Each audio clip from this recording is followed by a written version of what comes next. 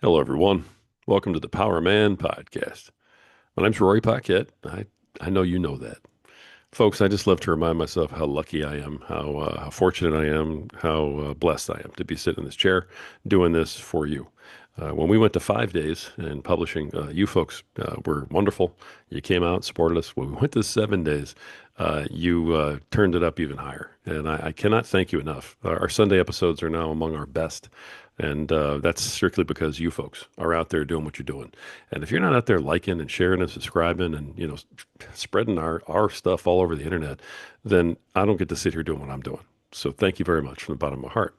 If you are a friend of the program, and I know you are, then you know what time it is. That's right. Got to take a sip of my preferred beverage. Man, that is good stuff. And you guys all know what we're drinking. That's right. It's Freedom Hill Coffee at Freedom Hill Coffee on Instagram. Look them up, check them out. Deep, dark, rich, bold, and beautiful. Just like my wife. They brew a mean cup of joe. It's a fantastic cup of coffee, folks. They do all the right things for all the right reasons, and they support veterans, which is one of the biggest reasons why we support them. You all know how important veterans are to us here at the Power Man. If you're a veteran out there and you have served, thank you for your service. We love you, and we're so happy that you have found a home here with us at the Power Man Podcast. Folks, look them up and check them out at Freedom Hill Coffee on Instagram. Freedom Hill Coffee, the good stuff. I'm going to take one more sip so I can keep up with this young buck on the other side of the table from me.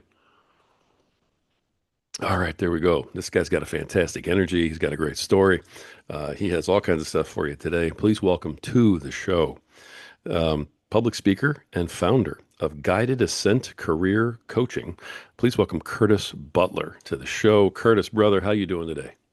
I am doing very well. Thank you very much. And you just took my day to the next level. So I'm super psyched. That's awesome. I love it. I love it. Honestly, Curtis, ever since you and I started talking, man, you mentioned that I had a good energy, and I appreciate that. But I got to tell you, likewise, because you've been just ready to go since the moment you came on here. And I love having guests like that because I don't have to worry about, how it's going to go because you're just like rip roaring ready. Tell everybody who is Curtis Butler. Give them an idea of, what you're about and what brings you here. Sure thing. I am a husband and father of two. Grew up in upstate New York in a huge family, digging ditches and planting trees, and then found myself becoming quite worldly and loved education and couldn't get enough of taking in what the world had to offer. And then that led me to a career in international finance, where I was devoted to my favorite part of the job, which was teaching and mentoring, promoting people. And I decided only last year, after a 30-year career, you know what? I'm done with that part of it. I'm just with the finance part. I'm just going to do for a living what I've been doing on the side for a very long time, which is helping young people in particular, but also pretty much anybody who's struggling to define the next step in their lives, in their careers, or even especially to launch their careers.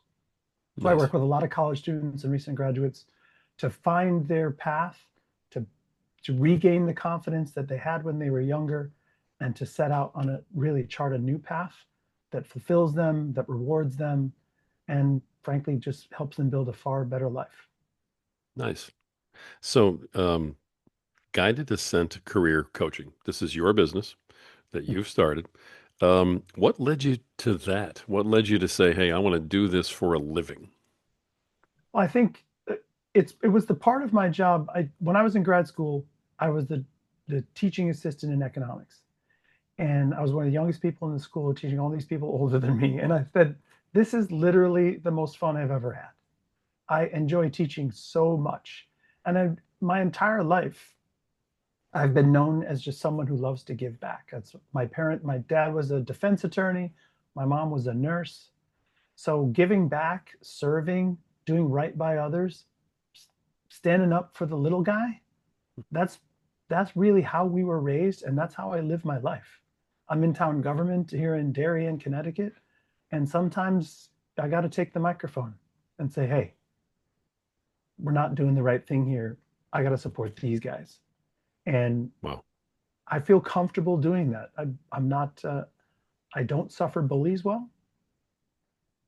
And I really feel it's my job. And part of the reason I was put, maybe most of the reason I was put on this earth, is to make other people's lives better and to fight for people who can't fight for themselves. So I think that's also, you and I were chatting earlier, Rory, about my family. I have two daughters. The eldest is two gorgeous, wonderful daughters. The eldest is almost 20, but she, our first, was born with significant disabilities. So I think she chose me as the guy who fights for somebody with challenges and who can't represent herself. She has cerebral palsy. She's in a wheelchair. She doesn't speak, but she's gorgeous and she's smart and she's funny. And I was assigned the role of helping bring all of that out. And I cherished that role. And it has made me, I often say, it has made me the man I was meant to be, but that I was not going to be without her. And Wow. then we got her younger sister, who is a high schooler. And when we were thinking about having a second child, and everyone was telling us not to, God forbid this happens again. And then finally, we had, I will say, we have our struggles with the medical community, but we had one specialist who said, you know what? It's unlikely this is going to repeat. Go for it. And that changed our lives so dramatically. And we were praying that our second child would be healthy, strong, and independent. And sometimes we joke, we prayed too hard because my beautiful Claire is knows exactly who she is. She's a challenge to mom and dad. She's testing us in so many different ways, and that's a blessing. Wow. But yeah, so that's the family that we have, and it has made me a far better person, parent, to have this diverse experience, and coach, understanding my audience, understanding the people that I am meant to help. It has just really taken my game to the next level. Nice. And you can, I mean, even just having met you, you can see how all of these, all roads lead to, helping others, being there, helping folks who need it, that type of thing. I mean, you can tell immediately that you're leading with a servant's heart, and I mean, I can't give you enough kudos for that, honestly. So, Thank you. power to you in all of your endeavors with what you're doing as we move forward and continue to talk about them. The Let me also say, as a father who has three kids, and my oldest is a daughter, and then my two younger ones are sons. Bless you for having two daughters, because the one daughter that I had almost killed me. Just as a father. So doing it twice. Oh And my very goodness. different experiences, I will say. But it Yeah. is funny, I joke about this all the time because sometimes I consider myself, my primary market when I'm really building my business, my primary audience is moms, right? Wow. Moms know their kids so, so, so well. And they're worried like, yeah, yeah, dad's like, what does he know? What can he do? What's his experience? What's his skill set? And the Right. moms are like, can you help my kid figure out what he wants to do? Are you going to take care of him? Because I'm handing him over to you. Are you going to be good to him? You're going to build his confidence? Like, and when they meet me, they realize, oh yeah, that's what he's going to do. He actually cares about my kid. Wow. But I'm still a guy. So I'm the only Y chromosome for miles. I I imagine. have a wife, two daughters, a female dog, female caregivers. I'm surrounded by X chromosomes. So sometimes the fact that women are from, or men are from Mars, women are from Venus, right? All Sometimes right. that happens. It's just like I feel very alone, I can only imagine. Yeah. but that's part of the learning process. If my second had been a girl, I think that would have been it. I'd only have two kids. So, but Not letting this happen again. no, boys are just so much easier. I can't even tell you. But power to you. Let me ask you a question, just in terms of both of these things that you brought up about your life today, the personal and the professional. As someone who's been an entrepreneur for a very long time, I get what goes into running your own business. I think a lot of people who have never done it think, oh, well, you get new business cards and you just kind of, pick a name and you just start, right? No, that's not the life of an entrepreneur. So how was that impacted? How did the two things impact that, having the additional responsibilities at home that you're called to do, to make sure that you're still there in the capacity you need to be for your daughter, which you have said several times that she chose you for, right? But then also balancing the increased workload of being an entrepreneur and doing it all yourself. And I would add maybe the most important aspect is the stress that I created for my family by leaving a secure profession Oh, and Yeah. taking all the risk of launching my own thing when we have the needs that we have and the financial demands that we have. Sure. Yeah. But it was just one of those things I've been told many times in my life, Kurt, you're a smart guy. Okay. But you need to trust your gut more than your brain. And all the major decisions, I don't know if you've heard about the book Blink, where it's a really interesting book. Use your brain to solve small problems. Trust your gut for the big ones. Hmm. Trust your feeling, your all of that experience that you've amassed gives you a native understanding of really important things that your brain can't even catch up with. It's really kind of cool. So all the major decisions in my life have been made with my gut, including marrying my wife. So Nice. when it came time, I said, you know what? It's time for a switch. I'm going to believe in myself, which is what if you're even contemplating launching a business and you don't have complete conviction that you can make it work, don't. Right? Wow. You have to be the sole believer in what you're going to do, and you can't require anyone else to believe in you. You have to believe in yourself. If they do, that's great. It gives you comfort. But if they don't, you block it out Hmm. and you just believe that this will happen. And then the pieces will, I'm a huge believer in manifesting. The pieces will fall into place. So that's what I've been experiencing. I've been very fortunate in my first year. There's a lot of room to go, a ton learned. And to your point about time, yeah, there's been pressure on the family. My, I would say my lightest week is 60 hours. But what's Yeah. cool about it is I'm not doing someone else's work. I'm doing Right. mine. I'm building. It's like working on the car in the garage. I feel like there's going to be this really cool outcome. And so I enjoy it much more than I would have working for one of my prior firms. Nice. All those extra hours. It's Yeah. for me, it's for us. So it feels different. Perfect. Yeah, 100%. And you're right. You can work 40 hours for somebody else and it just does not feel anywhere near as good as working 60 plus for yourself, building your own thing, taking care of your family that way. Tremendous amount of pride in that, I'm sure. That's right. You just completed your first year. Congratulations on Thank you. that. You mentioned to me briefly in our pre-interview that you had recently put up a post of things you've learned in your first year. Yeah. We're going to definitely get more into what it is you do and how you do it, but do you mind sharing some of that about like what you've learned out of the gate? No, not at all. So again, it's about the most important thing was so I've been helping people all my life, serving people, helping them rise. I One of my mantras that just keeps coming to me from somewhere is rise together. So I end up communicating, connecting with. I do a lot of networking, other entrepreneurs and people who've really made it in life. We're talking so successful they don't even have to look at their bank balances and just learning the lessons that they've learned, and we save each other time, we help each other out. I'm working with other entrepreneurs in a similar phase as me. I share what I've learned, like tools, AI, marketing information. I'm constantly listening to audiobooks in the car, and they share what they've experienced, so we're all literally growing faster together. But one of the things that, because I do all this coaching and help other people recognize their strength and recognize their skills, one of the things I realized is, gee, Kurt, you have to do that for yourself.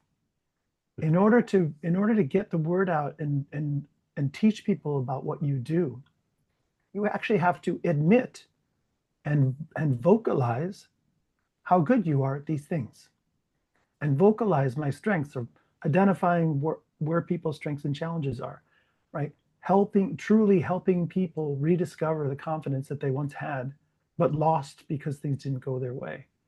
And I need to see those things in myself and promote them the same way I'm encouraging my clients and my students to promote them. So it's kind of funny, like the only person I wasn't thinking of with that coaching was me. And now I'm providing the same advice to myself and it's working. Amazingly, huh? I Yeah. And mean- the other thing is, what's so interesting to me, again, I end up mentioning books and things like that on these podcasts all the time.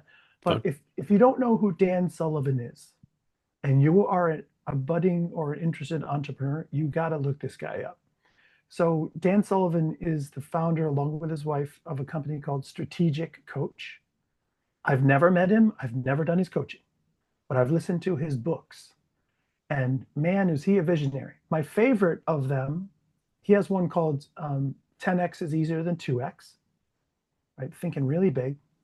But my favorite that I called out on the LinkedIn and Facebook posts was who, not how. Hmm. So when entrepreneurs, when business people typically face a new opportunity or an issue, a challenge, they say, okay, how do I do this? How do I fix this? How do I create that? It's the wrong question, according to Dan. And I've discovered this myself. It's who can do it for me? Hmm. How do I expand my network? And most people bring someone in to take care of that so I can focus on what I'm the very best at. And that gets back to that original point. Kurt, what are you the very best at? And that's what you should spend your time on and let other people do the rest and do more and more. So I'll free up 80% of my time and pour it all into the 20% where I'm truly the expert. And it's even with my limited resources in the first year of a business, it's been game changing.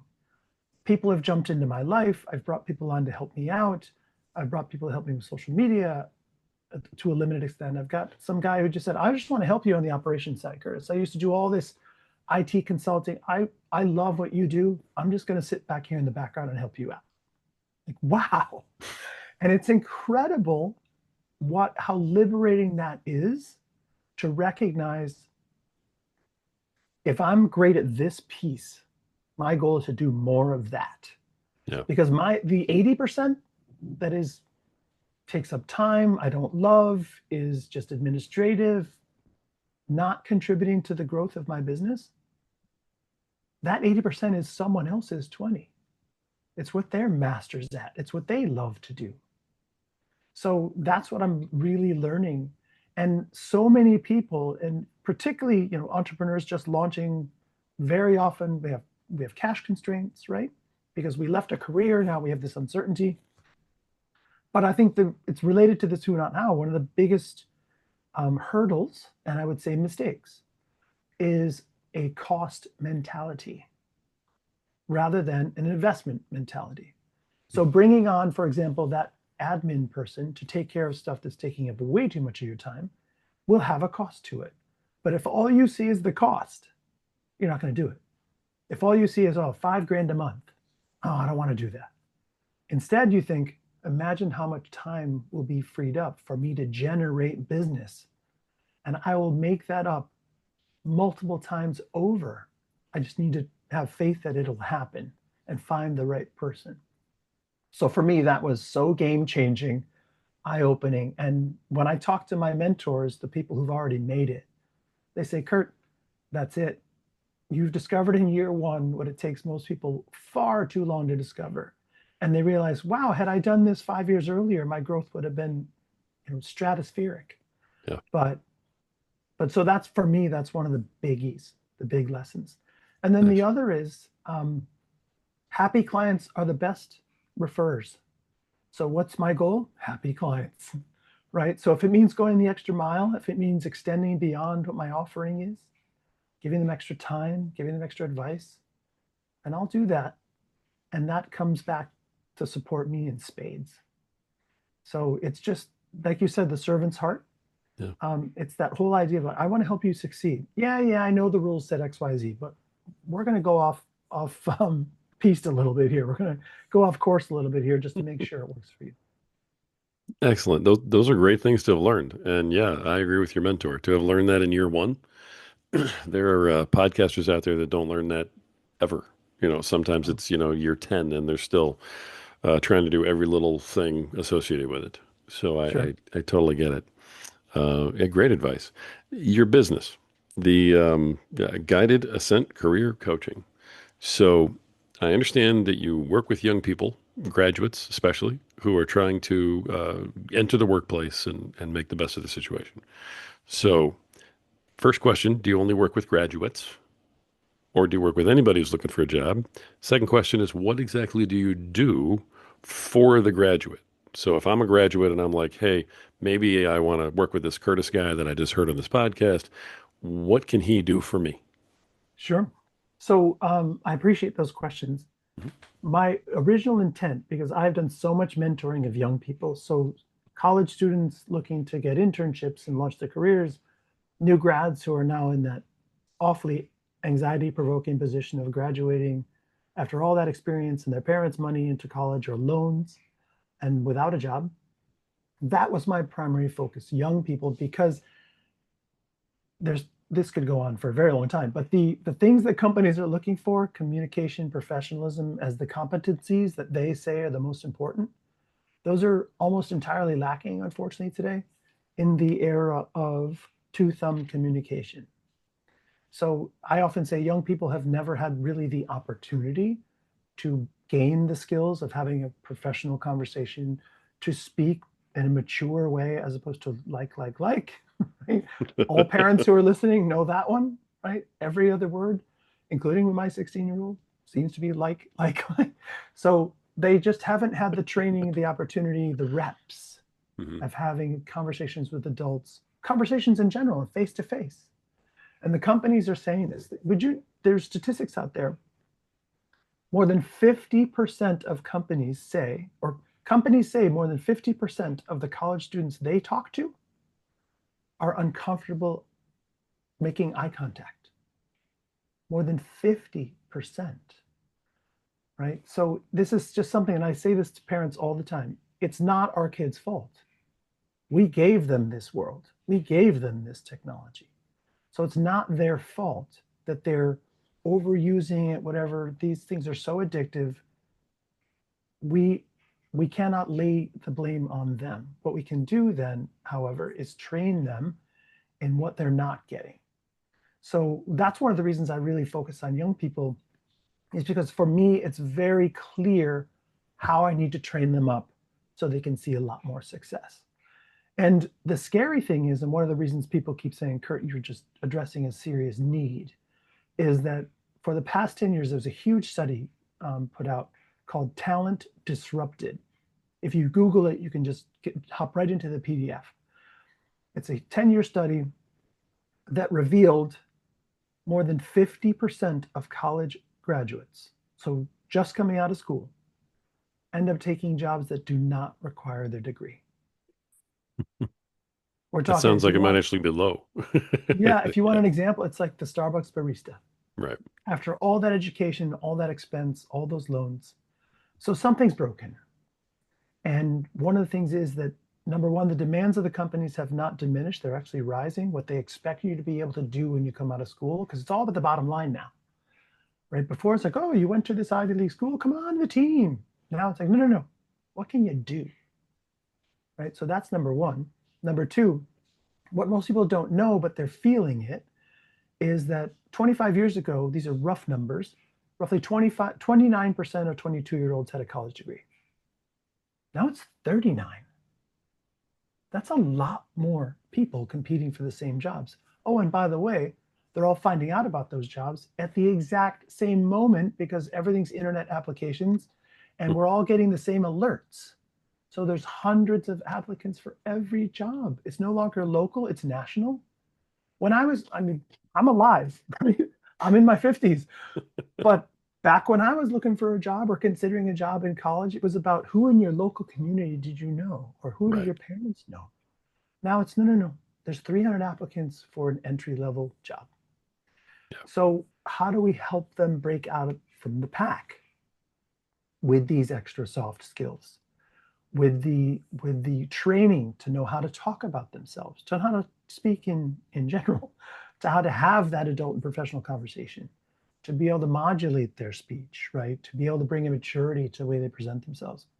And this is a little quiz, Roy. What's the most popular starting question for interviews? Probably 80% of them start the same way. Tell me about yourself. There it is. You know who knows how to do that? Almost no one. Right.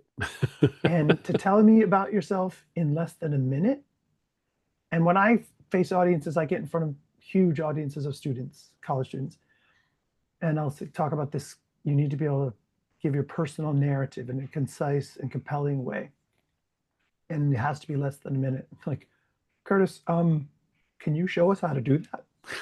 And I say, well, I have 35 years experience, but I can condense mine into less than a minute. You guys have no years experience, so it should be easier.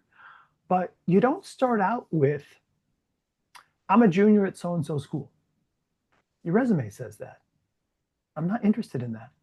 And even though everyone's afraid of this question, I tell them, I get it why you're afraid, but with some training, it's a gift. It's the only opportunity you're going to have to tick off tons of boxes to convince them you're the right person with your own words. In the first few minutes of an interview, you can kind of lock it in.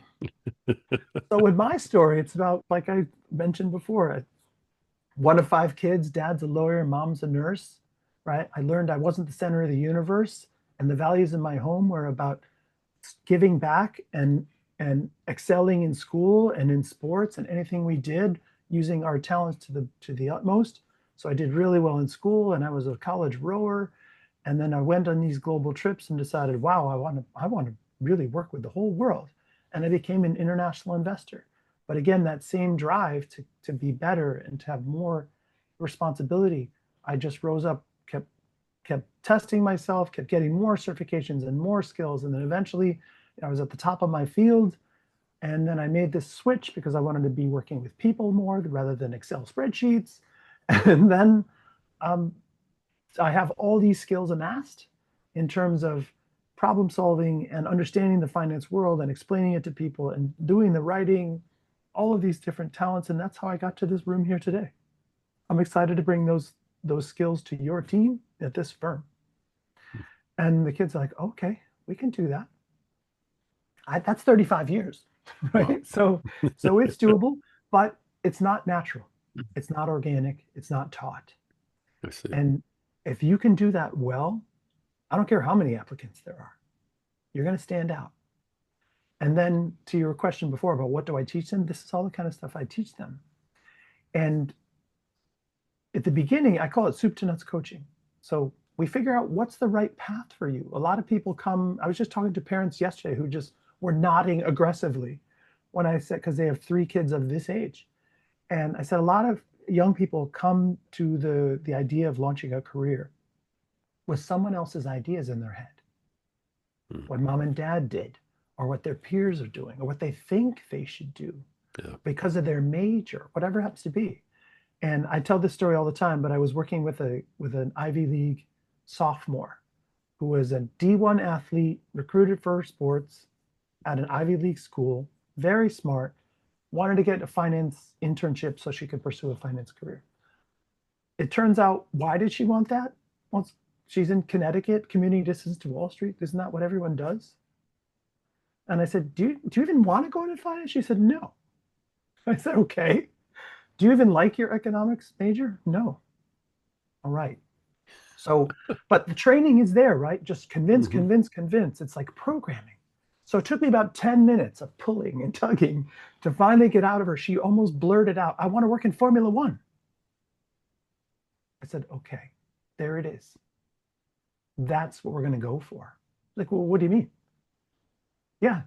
I mean, think about it. You're an Ivy League student. You're a woman. Do you know what demographic Formula One is trying to go for? Yes, women. And you're an American. You know what market they'd rather grow in, right? That they're still underrepresented because it's a global thing? Right, the US. So Ivy League woman from the US, can she work in Formula One? Let me guess. So what had never occurred to her and to any one of these people that I talk to is that they can actually achieve their dream job. And so she got a fire in her eyes. She was 2 inches taller by the end of our first conversation because now she had agency. She owned this.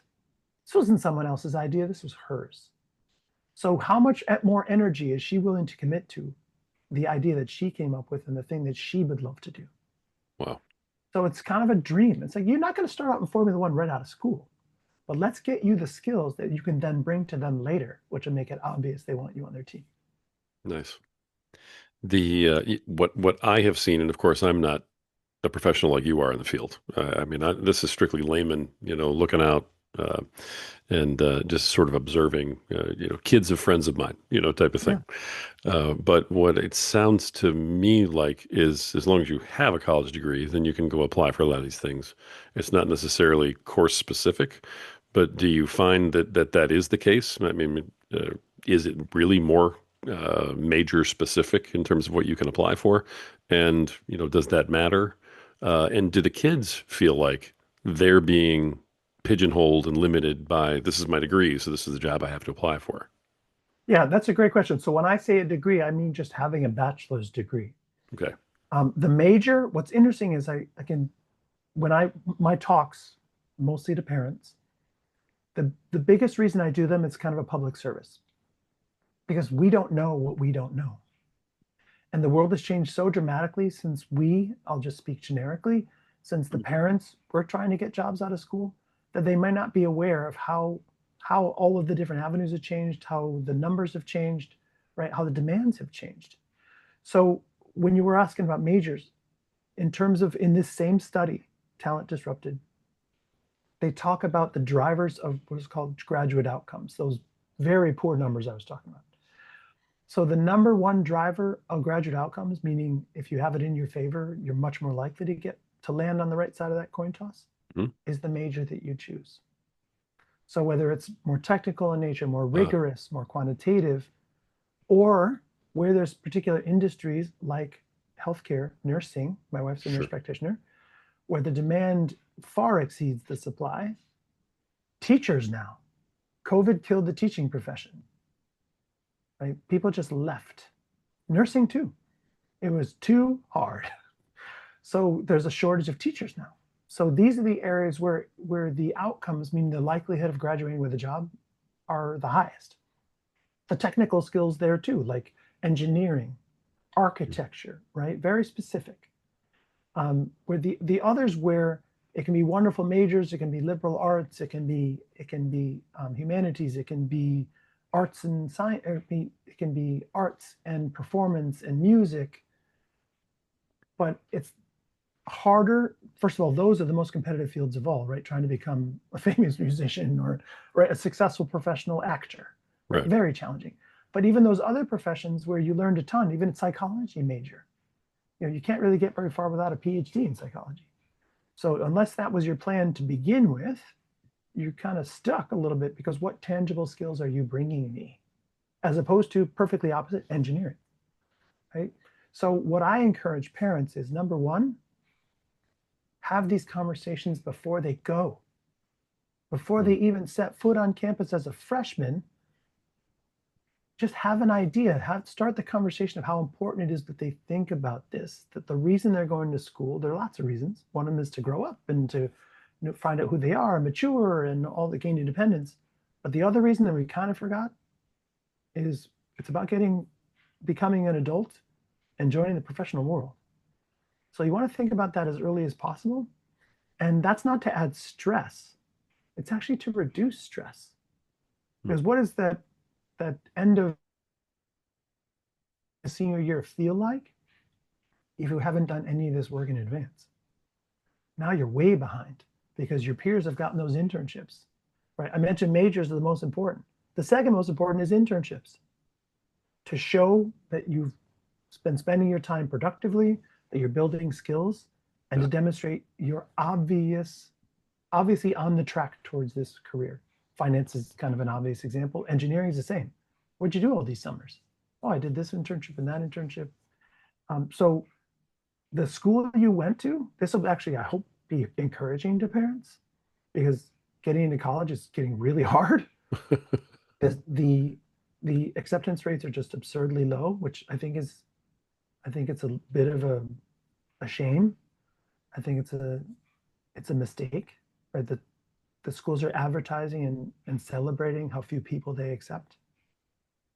I don't think that's the right way to go.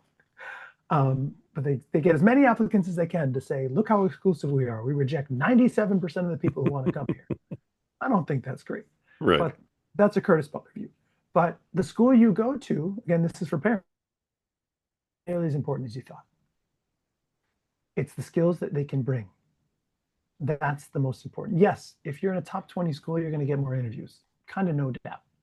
But apart from that, it's more about skills now. So that's where the internships come in handy. That's where the planning really comes in handy. I see. Interesting. And why I say start early.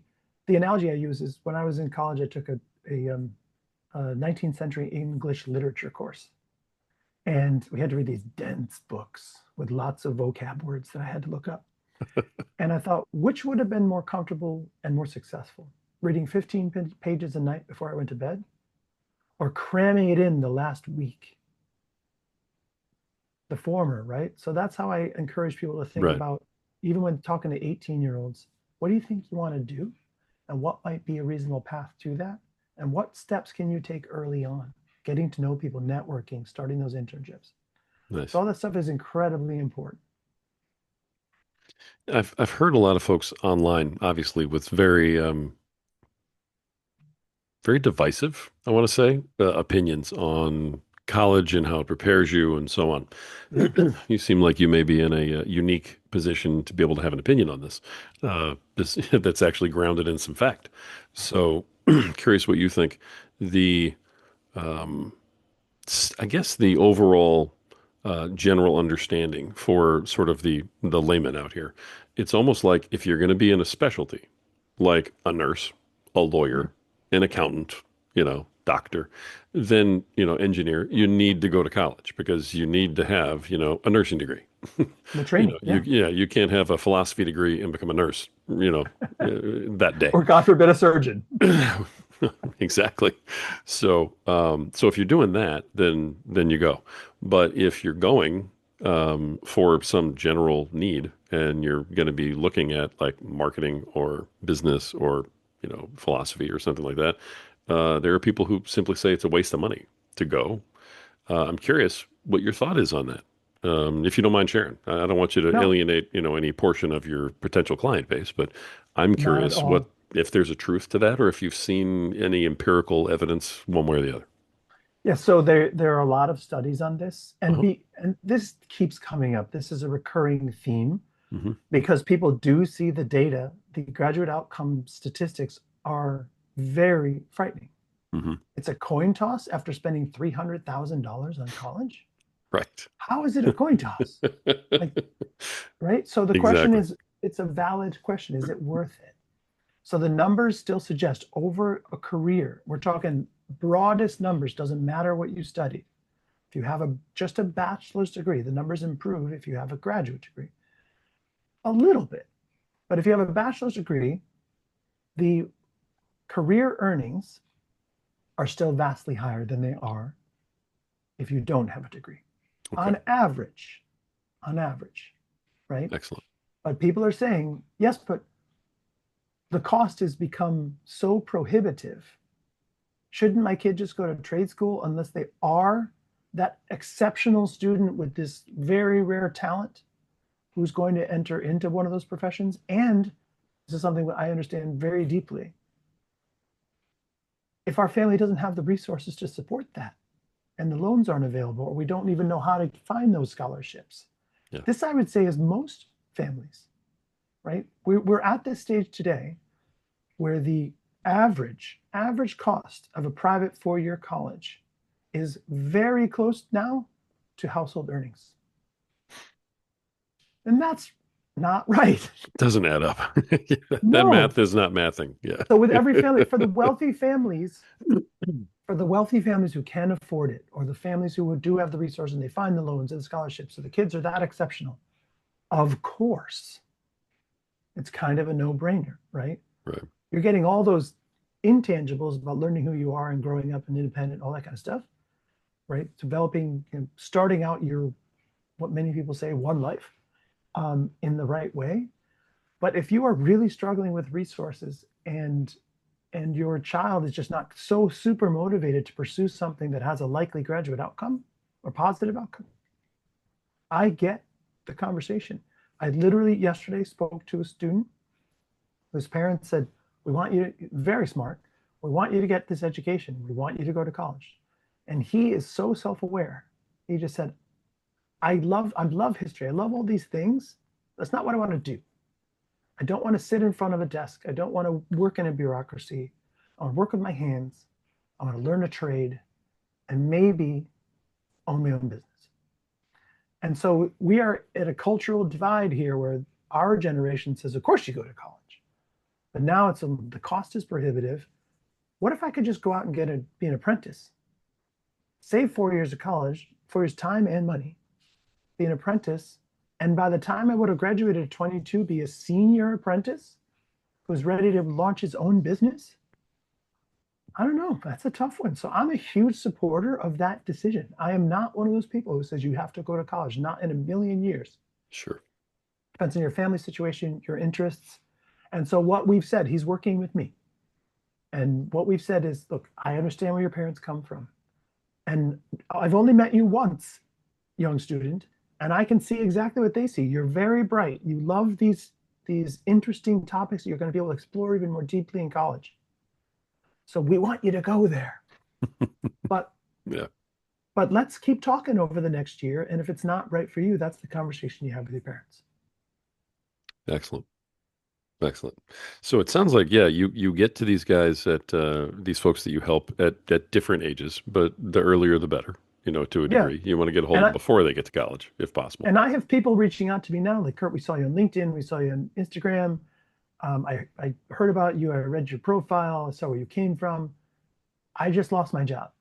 I'm 47. I want to find another job. And all the dads out there, Yeah. white males, it's hard to get those jobs again, right? Oh, yeah. So so I'm working with these guys, right, for all good reasons, right? But it's the pendulum is swinging the other way now.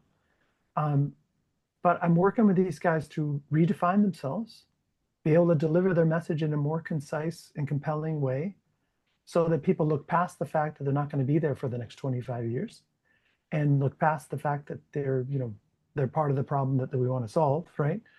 And just see what they can do for the team. And it's working. So I work, and people just reach out to me. I'll help anybody. The core of my practice is younger people because I have the most value to add to them Sure. because of where their starting point is. Interesting. All right. I didn't realize that you work with older men and women who are trying to kind of reinvent themselves maybe and get Yeah, back out career into the, transition. yes. Yep. Yes. That's great. Okay, excellent. Wonderful. All right. Well, listen, if somebody wants to reach you and find out more about what you can do, let them know how they can contact you. Sure. So one thing I would do is just as a freebie, I try to post regularly. Part of my goal for the next year two, is to post much more regularly on social media. So you can find me at LinkedIn, just Curtis Butler, Okay. Instagram at Curtis Butler, Instagram at Curtis A. Butler. And if you want to look up my website, you want to schedule a consultation just to have a strategy chat, I'm happy to do it. My website simply is jobreadygrads.com. Cool. I I'll make also sure have that's the, guidedascentcoaching.com, but that's a little bit more of a mouthful. all right. I'll make sure that's in the show notes. And then you have a free thing that you do, right? A meeting, a workshop, something like that.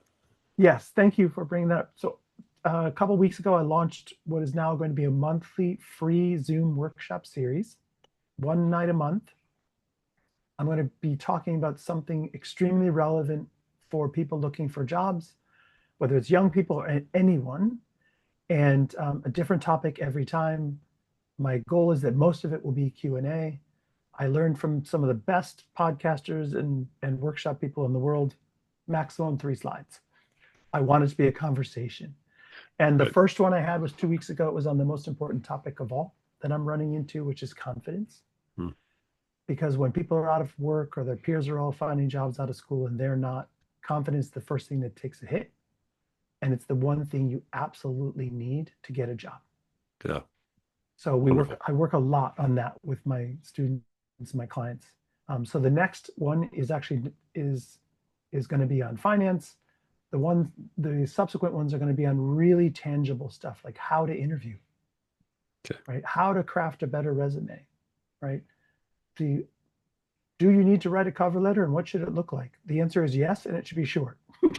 But I'll be That's covering, actionable advice right there. There you that's right. It just go. be really relevant stuff, just giving people what they need to have to find more success.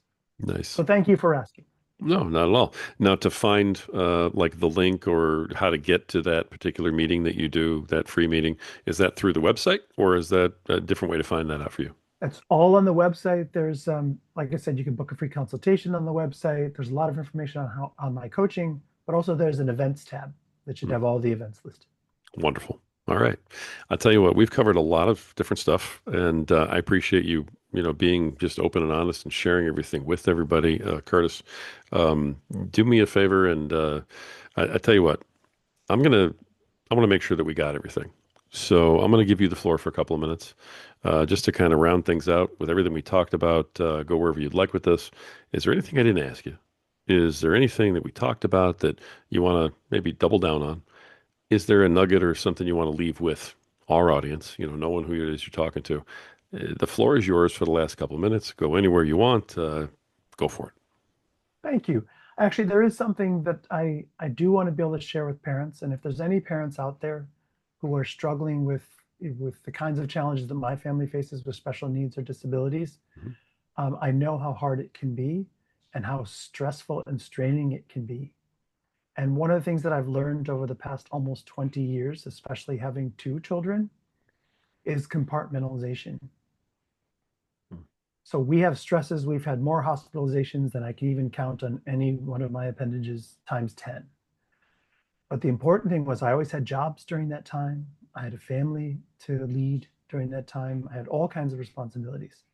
So one of the keys that I learned and I pass on to all parents that I meet at these outings or conventions is it's really important to remember you need to keep separate the stresses and strains in your life from the way you conduct your everyday life, especially engaging with other people, especially your other children.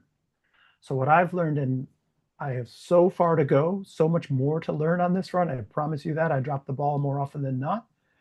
But no matter how much stress is on me, no matter how much I'm concerned about what might be happening in our eldest daughter Charlotte's life, when it comes time to engage with Claire, my job is to be my calm, nurturing, unconcerned self and not to let those stresses and that frustration bleed over into my interaction with her. She needs to know mom and dad have it under control. She needs to know that everything's going to work out and that I'm here for you. You can rely on me. I'm not just here for you when things are going well. I'm here for you all the time. And like I said, I drop the ball all the time. But my goal is for her to see and for our relationship to be one of total safe place to fall, support, no matter how much storm is around me.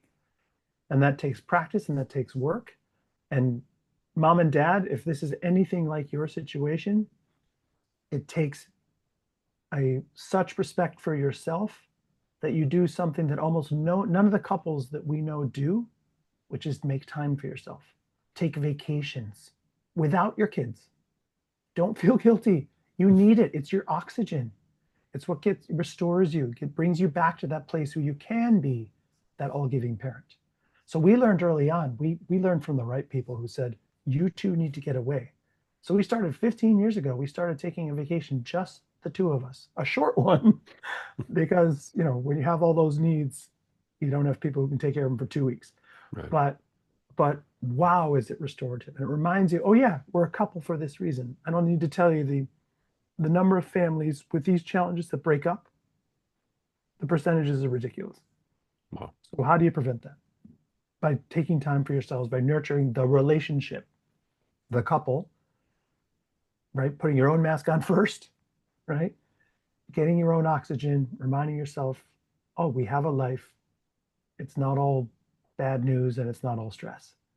And then you come back to your family restored and the kind of presenting the kind of model that you want to be.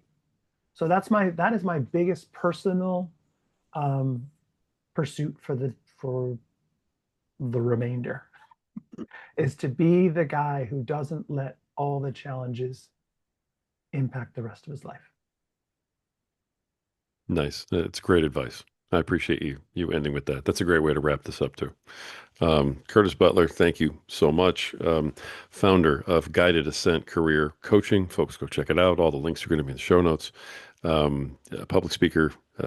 Curtis, thank you so much for everything that you brought today, the stories that you told, and for the work you're doing still for everybody. Keep leading with that servant's heart. I don't think you can go wrong in life. It's very, very impressive what you're doing, and power to you, man. Thank you for being on today. It's really been a pleasure. So nice talking to you. Thank you. Thank you. Folks, it's been another episode of the Power Man podcast. And the reason that we bring these powerful men on here with these powerful messages is because we are united in hoping that you get your power back one way or another. We hope that you're going to be a better protector, better provider, better leader tomorrow than you are today. We hope that you can become a better father, a better husband, a better man tomorrow than you are today. And the reason we want that for you is because you have value and because you matter and because you're worth it. And at some point, you just have to believe it. Until next time.